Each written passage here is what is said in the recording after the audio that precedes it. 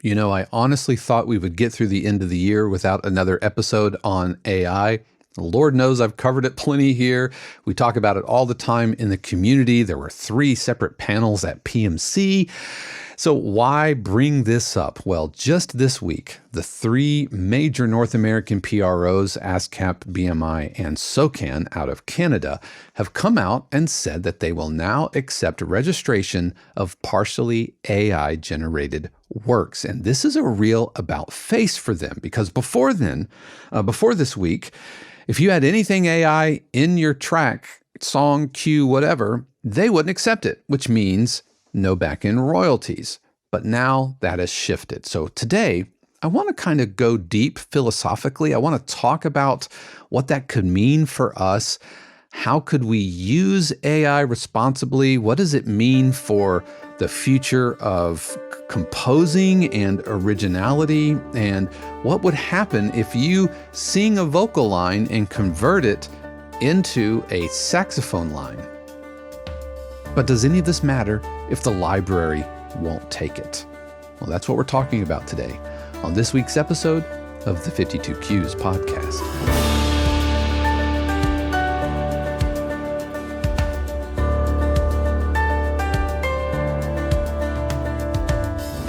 What is happening, everybody, and welcome back to another episode of the 52 Cues podcast, where each week we talk all about the world of production and library music.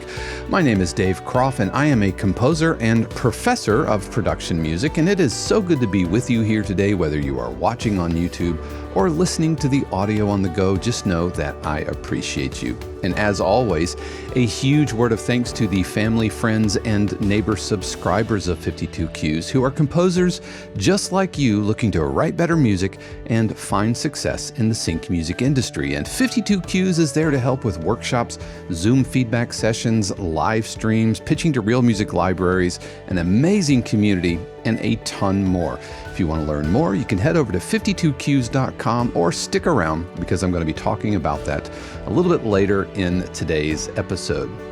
Speaking of later in today's episode, I've got not necessarily an older cue, but a cue from my the work I did for a recent Masters movie, golf documentary. It's called Crisis Me a River, which is a kind of brooding, somber intrigue cue, and it's a little longer, and it's about 3 minutes and 12 seconds, which is a full minute, almost a minute and a half past what I'm used to doing, and that kind of allows you to stretch your legs a little bit. So we're going to be listening to that a little bit later in today's episode, but we've got to jump right into the topic, which is AI. Because, as I mentioned in the intro, recently, ASCAP, BMI, and SOCAN, which is the Canadian PRO, have announced an alignment on AI registration policies. And so they say that they will now accept registrations of partially AI-generated work. And this is kind of a big deal, because before, BMI wouldn't accept anything that had any kind of AI generated asset. They just wouldn't allow you to register it. And we're not even talking about like the copyrights, which we'll touch on that here in a minute, but they wouldn't even allow you to put it in your PRO. You register it up to your account. And so this actually represents kind of a shift on everybody, or the 3 big North America PROs coming together and saying, you know what, if you have AI generated assets in your song, track, cue, or whatever, then we will allow you to register it. Now, will the libraries take it? I think that's still very much up for debate, but there are some gray areas that I think we need to talk about today.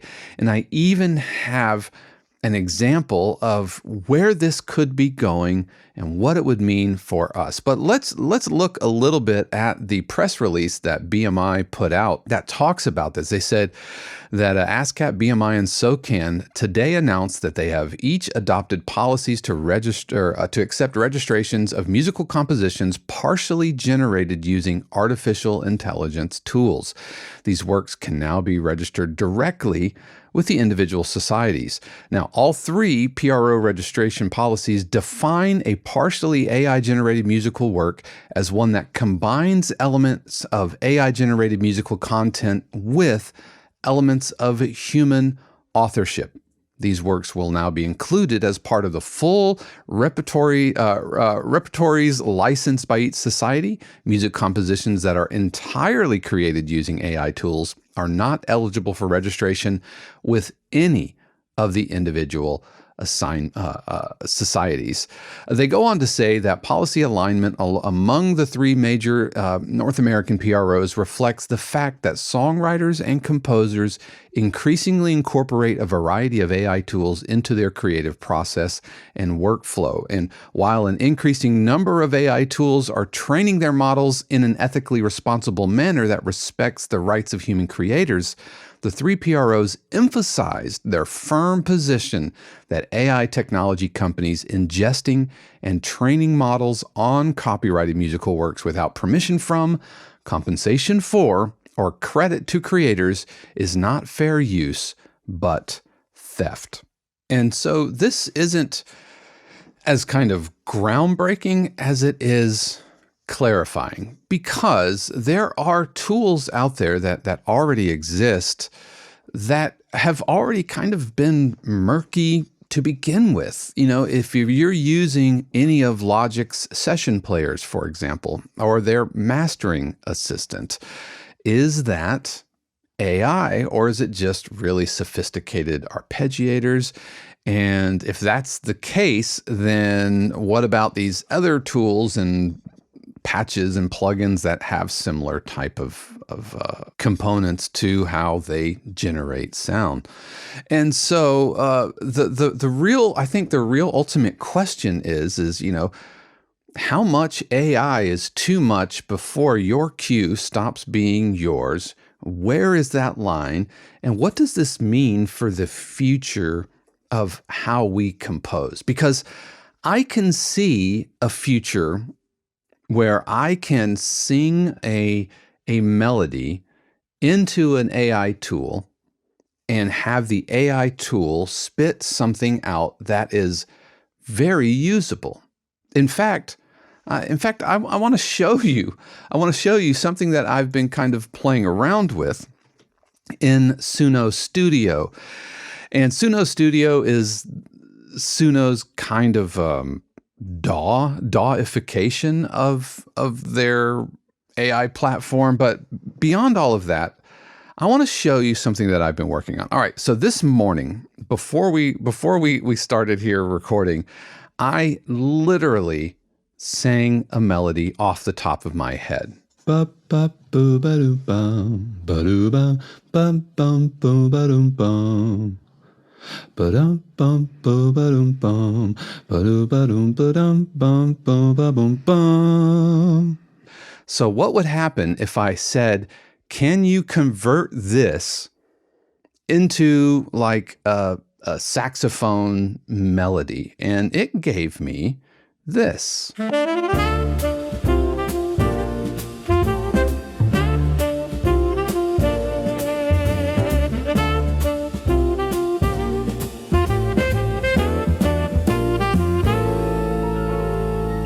Now listen to this.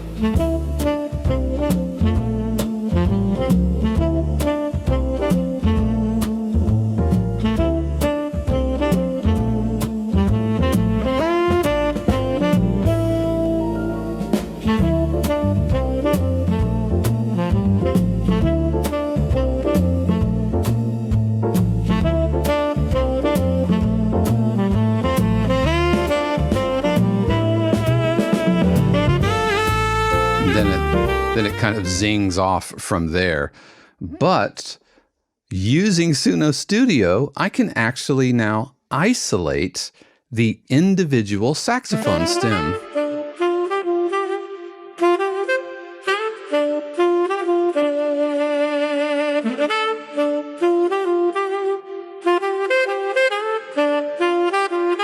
And again, here's the main melody.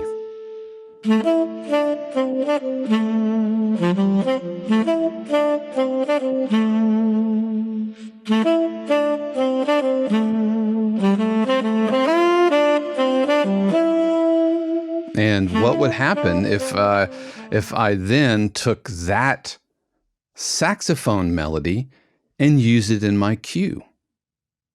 How is that ethically and morally different from me dialing up a VST, a saxophone VST?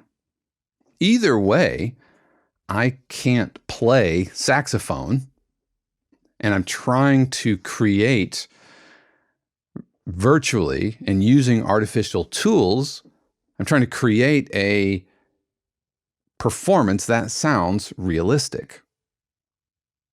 But how is that morally and ethically different?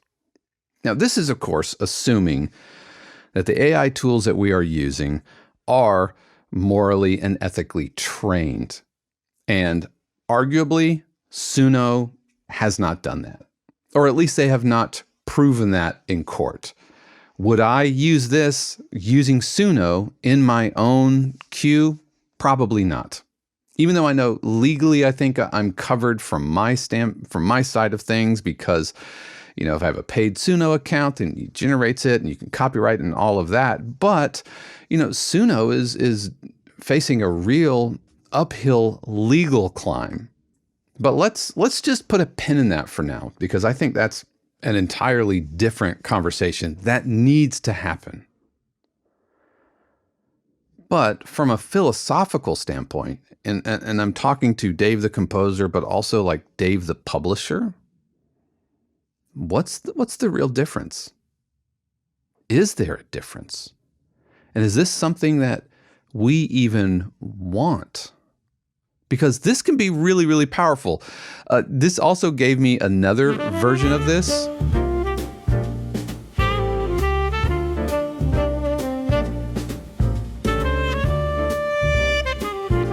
It clearly interpreted the fact that this was jazz, right?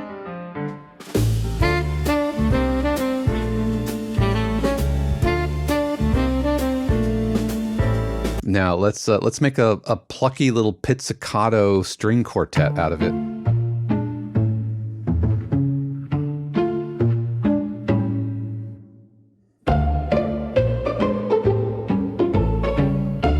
Here's another one.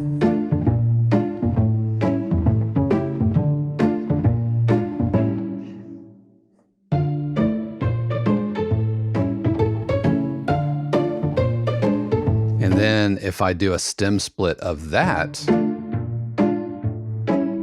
then I get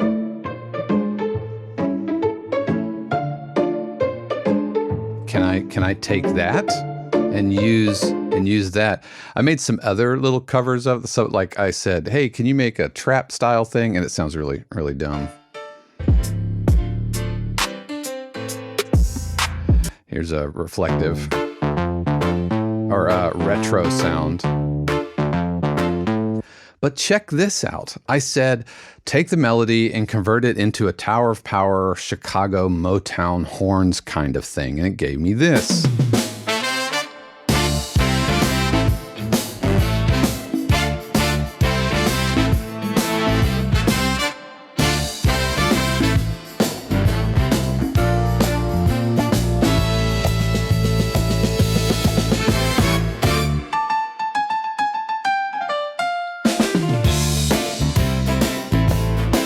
Then I can stem split that into this.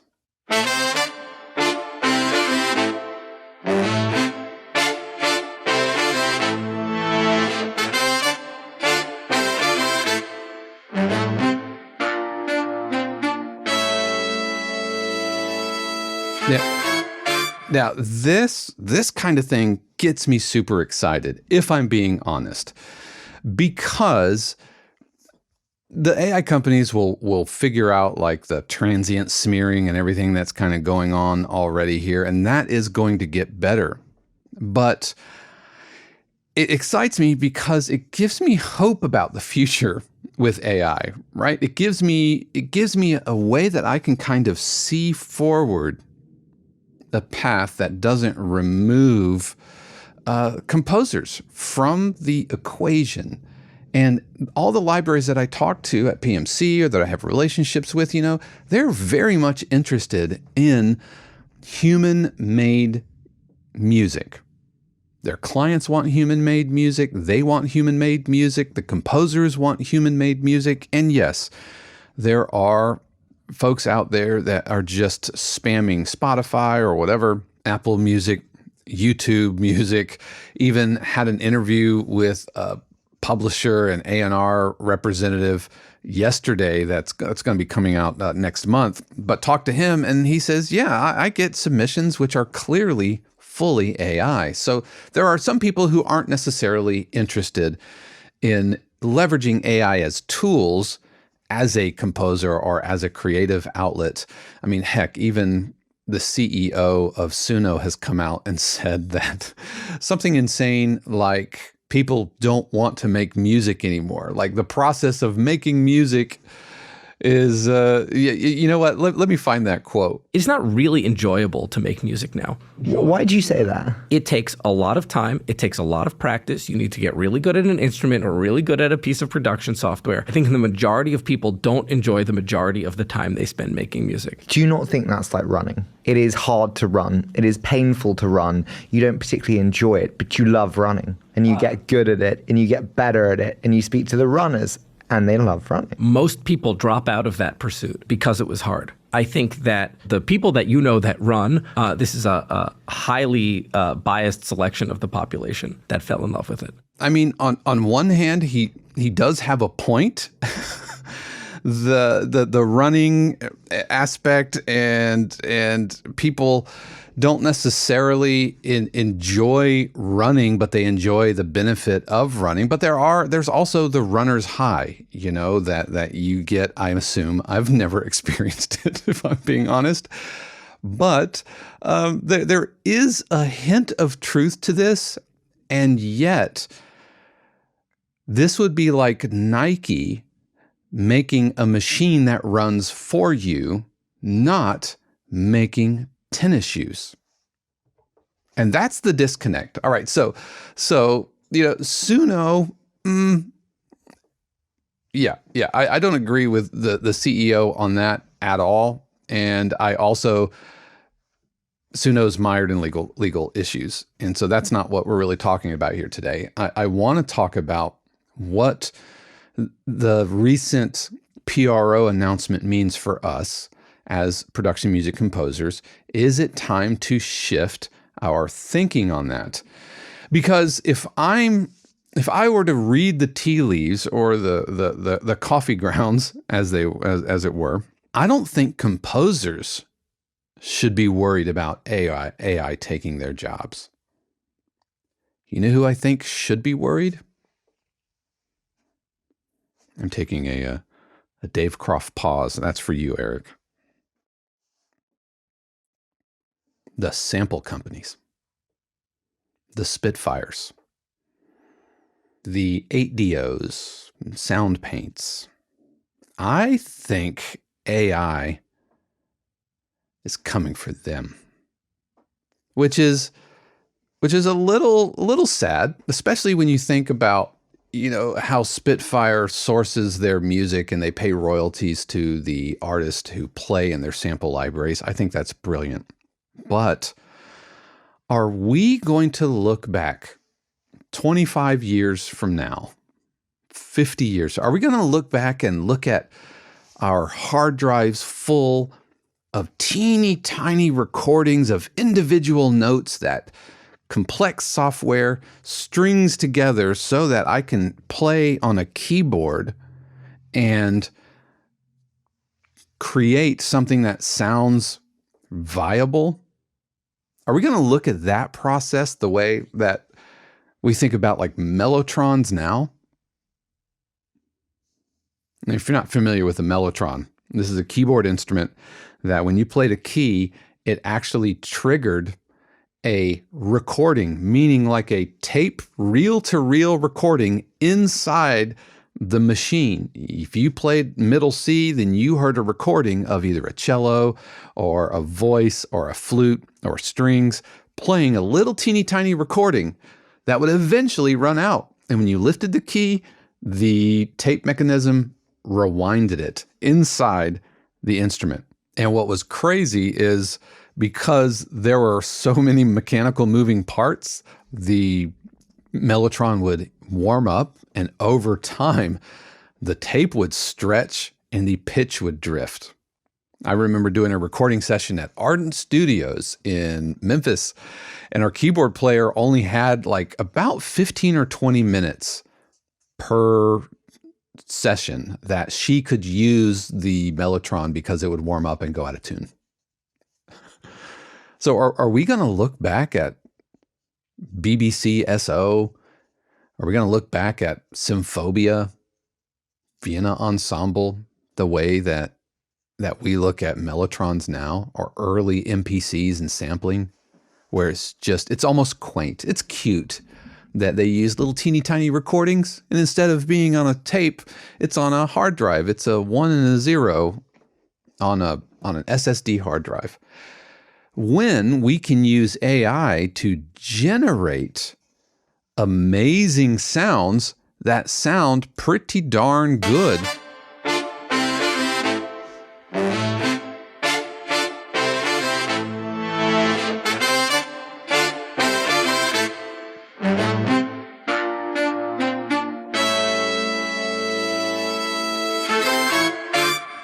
Yep, and again, the reference. There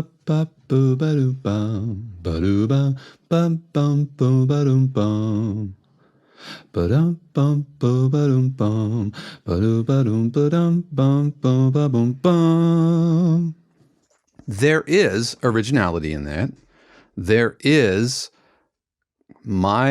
literally my voice, but my compositional voice. How is using AI to convert that different than having a VST replicate it, other than the finger skills?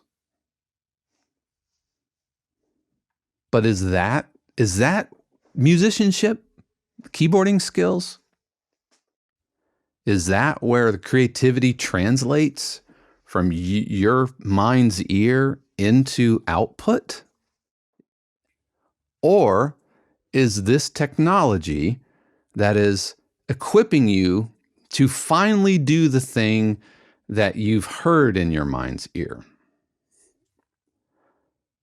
You know, when I was in college, I was living through the maturation of the personal computer, really. You know, when I started college, little teeny Macs, the Mac Classics were a thing. But by the time I was done with college, we had full-blown like Mac 2SIs and Towers and Quadras and all of that kind of stuff. And so really, in the early 90s was the heyday of computers as we know it kind of coming into their own. And I remember getting my first notation software and getting heat for it from some other students. Maybe even some of the professors were like, it's kind of cheating. The fact that you can click a note and then you can stack a chord and you can hit play and hear the melody. It was never really kind of overtly don't do this, but there was a kind of a stink on it. And I was never ever going to be a pencil and paper composer. I just wasn't. It's not how I tinkered around on a keyboard. And as a drummer, I wasn't like reading a bunch of notes a ton anyway. But it really wasn't until I got into using a DAW that my entire compositional world blew up. That I was like, wow, I can do this because I can layer it and I can hear it and I can change sounds.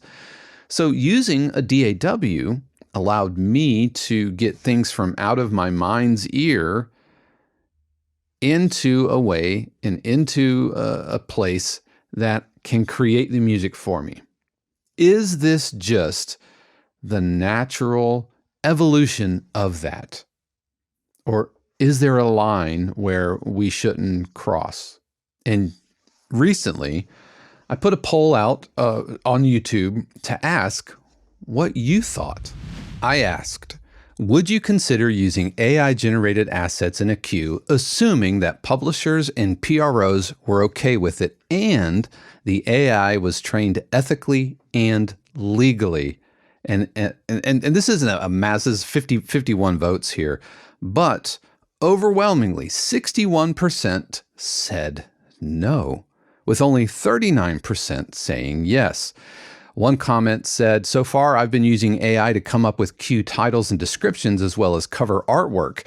As far as the music itself goes, I can see how it might be interesting here and there to hear some AI suggestions for inspiration, but in the end, I'd always prefer to compose and arrange everything myself. After all, that is the most fun in the music making process. Why should I leave this to an AI tool? Another composer said, it's hard to answer yes or no because it depends exactly what. I'm fine with AI mastering or to generate single one-shot sounds or samples since that isn't too different from purchasing sample packs. I can't see using AI to generate any melody, harmony, or rhythm if we're leaving it to AI for the core musical ideas. Then what are we even doing as composers or producers? Another composer said, I voted no with the thought it would be used for the actual music cue. I do use it to help with mastering and text. And then finally, composer said, I say no. I prefer to create my own assets. I'm using AI to learn how to write cues and to create assets. Cutting and pasting AI assets won't teach me anything at the end of the day. Besides, I want to grow up and be like you, Dave. Oh, and I think that's Ms. Juju Beats. So it's a polarizing topic, but I mentioned earlier kind of the stink of it, the stink of AI. Is that going to go away? Can that go away? Can ASCAP and BMI, even though they say, hey, we're going to accept AI partially AI generated works, and we want to make sure that it's ethically sourced, and we want to make sure that it is copyrightable and everything. And the Copyright Office has talked about what is copyrightable, and you cannot copyright an AI generated piece of music. If you use a prompt to create an entirely AI generated piece of music, that is not copyrightable, according to the Copyright Office. Now, of course, this could change, but that's where we are right now. And I have all kinds of links that I'll put in the show notes from ASCAP and BMI and Music Business Worldwide that you can check out and read. And, as far as copyrights and all of that, Europe has been ahead of this. GEMA came out last year talking about how we responsibly use AI tools and how we should be incorporating them and where it's copyright and ownership and all of that. But I guess what I'm ultimately wanting to have a discussion about, and what I want you to think about, is there a future where AI can be used for good and not evil, not to replace composers, but to allow them to finally hear the thing that's in their head or to express themselves? I don't believe that is a text prompt, because that is allowing the AI to compose for you. But converting something that I'm singing into a horn line or a sax line that I can bring into a cue, that is the AI rendering something for me. And my gut tells me that's different. Maybe that's me being naive or hopeful. I'm sure if my business was selling sample libraries, I would probably be singing a different tune, because I think that's where AI is coming. Shannon and I were talking about this just last night as we were discussing all of this. And, she's a graphic designer, and she said that the music side of AI is about 2 years behind the video and especially the photography and graphic side of AI. Now, some of this AI video is amazing. Some of it is terrible. But especially for AI images, there is, I don't know, there's kind of a quality to it. I'm going to call it the stink. There's a little stink of AI that we humans can kind of pick up on. And even though I have my little melody clip here,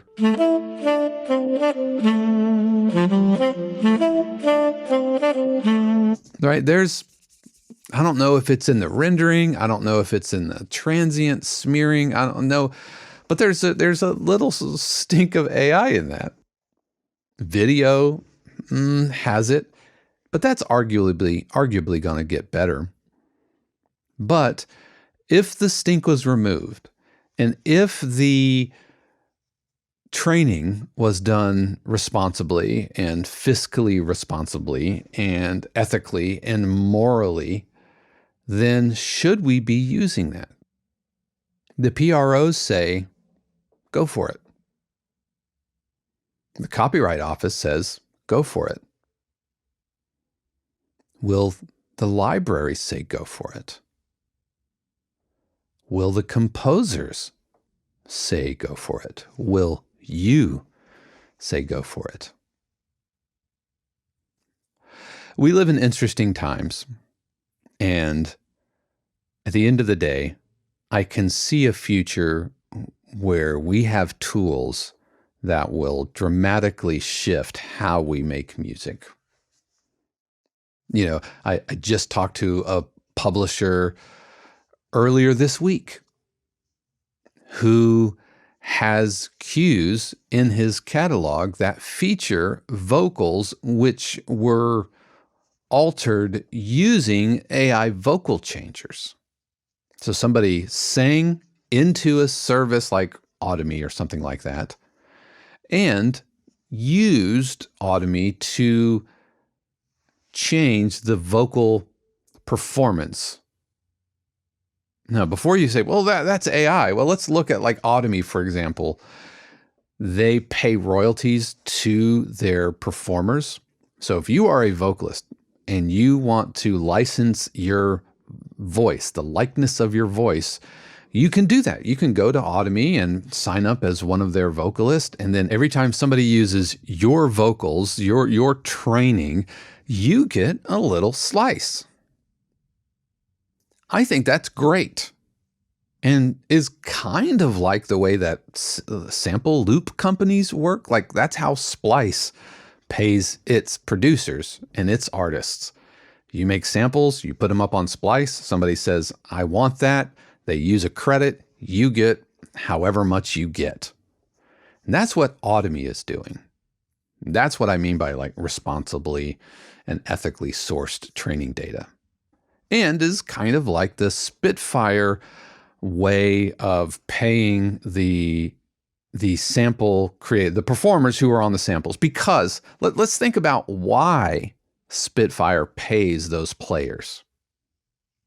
Why does Spitfire pay backend to the string players when they put together a string sample pack or a sample library? Well, I think it's because on some level they acknowledge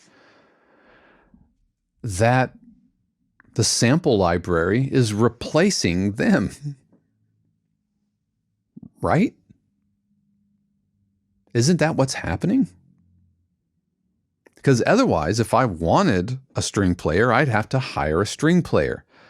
But I'm not going to do that because I'm not around, a world-class orchestra.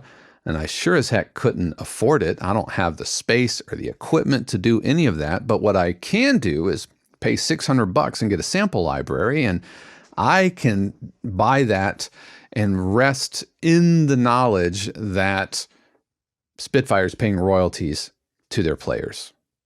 I love that about Spitfire. And if that's what Audemy is doing, isn't that that's apples to apples, right? I think it is. And I have a publisher who does think that is. The lyrics are by a person, the vocal performance is by a person, but that vocal performance is run through an AI-generated vocal transformer to improve the vocals. How is that? I ask you, the composer or a library, anybody watching, how is that morally different than auto-tune? How is that different from pitch correction? How is that different from quantizing? How is that different from guitar rig? I don't think it is. I don't think it's all that different at all. Again, assuming that the training data was legally obtained. That's the linchpin here, really. And that's why Suno, I think, is in trouble, and Udio and all these people and all these companies that scraped YouTube and Spotify and acquired the training data. But that's not what Automy's doing, just like it's not what Spitfire was doing or is doing. Now here is what I want to happen. I want Spitfire to use and pay their players and use their players to train Spitfire AI. You know what? I would be surprised if they weren't already working on it. And I would be surprised if between the merger of Splice and Spitfire, and we're already seeing things like this kind of play out with Splice Instrument, which I think is really, really cool. I love seeing rent-to-own instruments in the Splice interface. That's how I got Serum for the first. So I'm super excited about that partnership. I think it can make a lot of sense. But between Splice's deep bench of sounds, Spitfire's deep bench of instrumentation, surely we can figure out how to use all of that recorded information to ethically and morally train AI and have a Spitfire dynamic AI generated sound source so that I can take a piano line and convert it into a horn line or a brass line or a boys choir on an oo syllable. This might already exist. I haven't used any of those things and haven't really seen it. Suno and Udio are kind of the big players right now. But I think that's where this is all going. I think the AI industry in general is massively over leveraged. I'm worried that we're putting a lot of, at least in the U.S., we're putting a lot of our economic chips in this on this number, and we're hoping it pays off. And I don't know. I'm having whiffs of 2000 and 2008 here, and that's a whole other podcast topic. But as far as the tools, I am not afraid of AI. I'm excited about what it could mean for us. I'm interested to see where this goes, but I do think that the stink of AI is going to be hard to wash off, and I'm interested to see where this goes. But what do you think? I already know 61% of you think, yeah, I'm not going to use it, but 39% are like, okay, you have my attention, and I voted yes on that poll. That if the data was ethically sourced, I would use it. And if the PROs were down with it. And you know what? None of this matters if the library is not down with it. And I think it's the libraries, not the PROs, not the copyright office, not the clients, right? Not the networks, not the composers. It's the publishers. they get to make the call because they are legally on the hook. They are the ones curating all the music, and it's the publishers who get the final say in this. Because I don't think the client cares as long as they're legally covered. If it's good, it's good. They'll use it. But it's the publishers. They're the fulcrum around which this is all going to move. And we'll keep talking about it here on the podcast when we need to. Would love to hear your thoughts. Please let me know in a comment. I do read all of those, and I appreciate you taking the time to leave a comment. All right, so we are going to take a super quick break, and you're going to hear an alternate version of me tell you about how you can join the 52 Qs community. And when we come back, we are going to be taking a listen to Crisis Me a River, which is a brooding, kind of somber intrigue cue. We'll be right back. Every week I talk about how this episode and the podcast and the community, the channel, would not be possible without the amazing support of our family, friends, and neighbors, subscribers of 52 Qs, who do pay their actual real-life money to keep all of this going. And in addition to being thriving members of the community, as well as supporting me and Shannon and everything that we're doing here, they also receive extra perks like live streams, workshops, Zoom feedback sessions, hundreds and hundreds of hours of video archives, weekly Q breakdowns, production music almanac, living ebook, and the opportunities to submit to real music libraries. Now, it's free to join 52 Qs. You can just go to 52qs.com and sign up, be a member of the community. We would love to have you. It will always be free to join the community. But if you've been watching, or if maybe this is your first time, but if you're wondering, is there a way to kind of level up my production music skills in the industry, meeting like-minded, super friendly, very generous composers? Then why don't you think about subscribing? Memberships start at around $4 a month, and we would love to have you. Again, that's 52qs.com.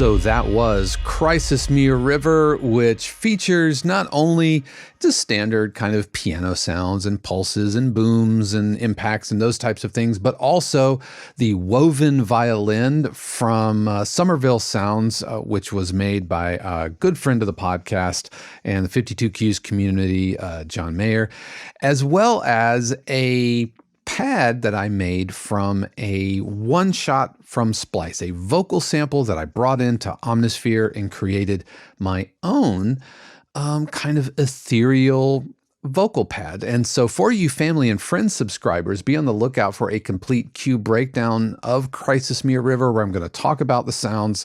I'm going to solo each of these patches and even open up that Omnisphere instance so you can see how that was all put together.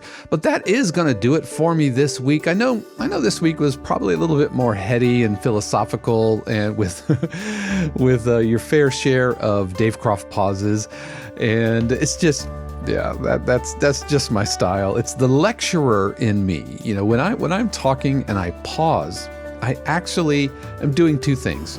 One, I'm kind of collecting my thoughts, but also giving you, the audience, a chance to kind of absorb and think about what I said. And that's the teacher in me, who is used to being in front of a classroom, saying something and allowing the students to kind of process. And so that's what that's about. I do, believe it or not, I do clean things up a little bit more than I used to, but I am going to try to embrace the professor in me and not try to be a YouTuber necessarily. But I do hope that you've had a fantastic week. We're coming up to the end of the year here, and I got some interviews coming up that you're going to be very, very interested in. We are also next month, we are going to be having a live Q&A, which I am going to be calling Open Office Hours, right? Office hours for you, where you can come in, ask me anything, ask a question. You can talk about things that are on your mind.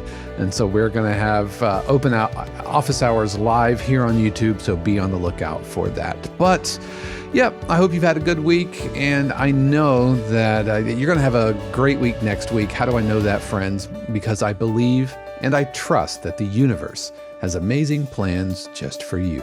Until next time, peace. The 52 Qs podcast is copyright 2025 818 Studios, all rights reserved. The music played on the podcast is copyright of their respective owners and is used with permission and for educational purposes only. For more information, including joining the community, submitting your cue for review, or becoming a member subscriber of 52 Qs, head over to 52qs.com.